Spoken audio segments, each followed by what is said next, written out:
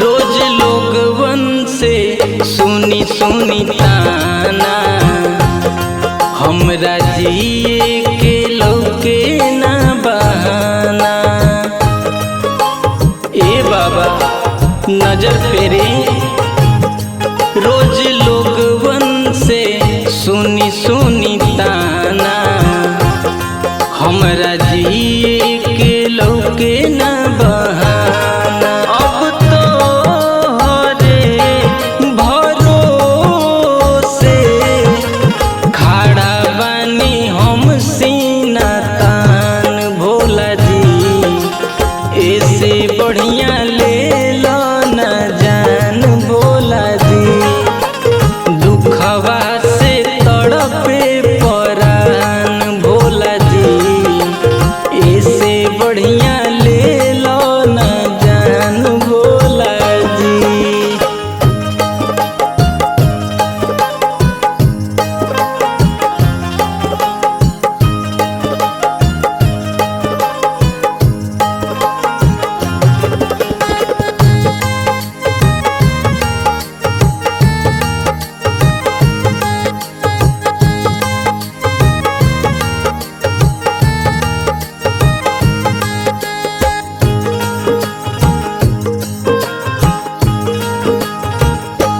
सुन ले बानी की हौवा बड़ा दानी, हमरो पर दया कर तब जानी।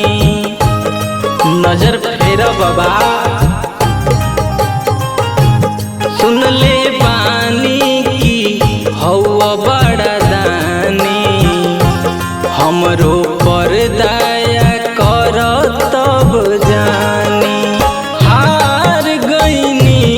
सगरे घूमी के मिलल न कहीं निदान। भोला जी ऐसे बढ़िया ले लो न जान। भोला जी दुखवा से तड़पे परान। भोला जी ऐसे बढ़िया ले लो न जान। भोला जी दुखवा से तड़पे परान। भोला जी